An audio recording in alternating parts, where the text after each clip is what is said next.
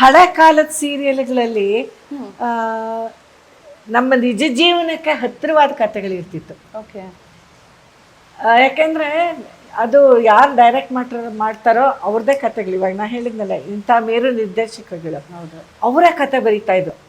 ಅವ್ರಿಗೆ ಜೀವನಾನುಭವ ಜಾಸ್ತಿ, ಸಾಹಿತ್ಯ ಚೆನ್ನಾಗಿರ್ತಿತ್ತು, ಆಮೇಲೆ ಅದರ ಕಂಟೆಂಟ್ ಚೆನ್ನಾಗಿರ್ತಿತ್ತು.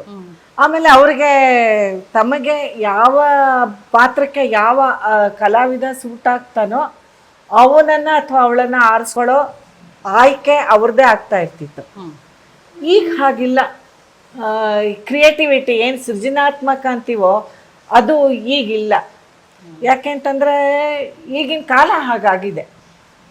ಇವಾಗಿಲ್ಲ, ಇರೋದೆಲ್ಲ ಬರೀ ಬಾಂಬೆ ಕಡೆ ಇದು ವಾಹಿನಿಗಳು.